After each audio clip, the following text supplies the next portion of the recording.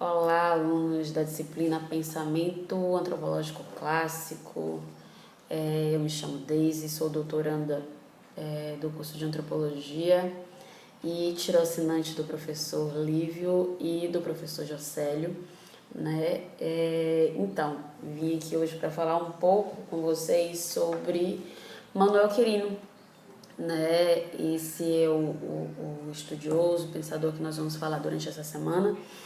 E algumas particularidades sobre o trabalho de Manuel Quirino que são importantes de destacar. Primeiro de tudo, nós temos que falar sobre representatividade, né?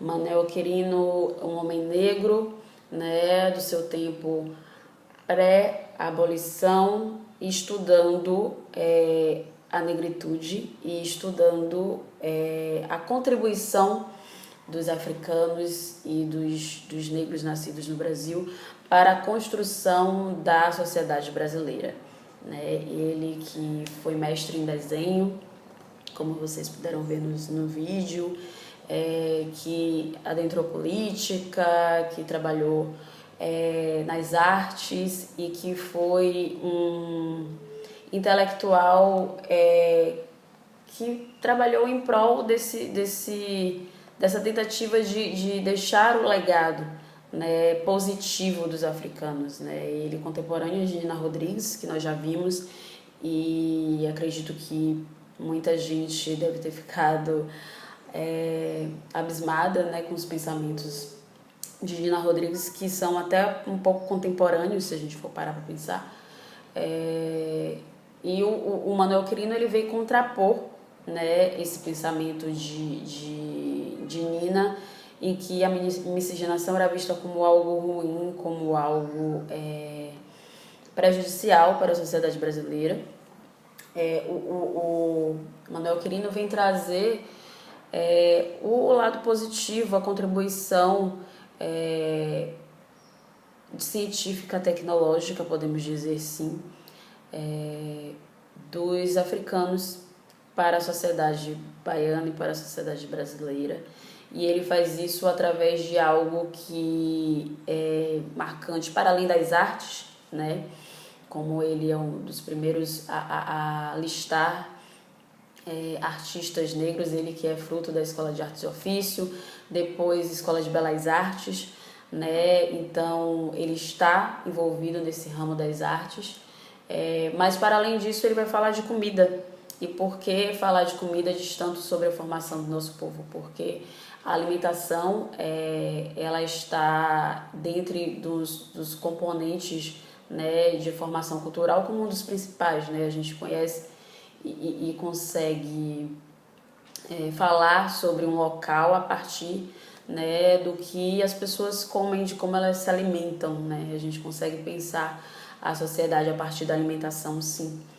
Então, a partir do momento que Manuel Quirino traz, né, um livro sobre cozinha e sobre cozinha negra no Brasil e sobre a culinária baiana, isso no final do século XIX, né, isso do século XX, a gente pode observar, para além da importância desse resgate que ele nos traz, assim, de ver as continuidades e as descontinuidades dessa culinária, entender que ele percebe os nuances dessa contribuição dos africanos para a sociedade brasileira, né? Como ele coloca, por exemplo, no livro, sobre a eficácia da substituição do azeite de dendê, o azeite de palma, feito em detrimento do azeite de oliva pelos africanos, né? Então, são textos que são válidas as leituras, né? A gente vem de um histórico de agressão, né, podemos dizer, a essa questão do trato do negro no Brasil no final do século XIX, pós-abolição, com Nina Rodrigues, né, trazendo toda essa questão, o Lombroso, trazendo toda essa questão da ligação da criminalidade com o fator étnico, que termos um homem negro como Manuel Quirino falando e versando sobre essas contribuições científicas e tecnológicas dos negros no Brasil, na mesma época que Nina Rodrigues, é de extrema importância, né? E também nos faz perceber uma outra coisa, que apesar de termos a branquitude e questões raciais e de discriminação marcantes desde essa época, nós também temos experiências de resistência, né? Manuel Quirino é uma experiência de resistência porque ele é um intelectual conhecido nacionalmente, né?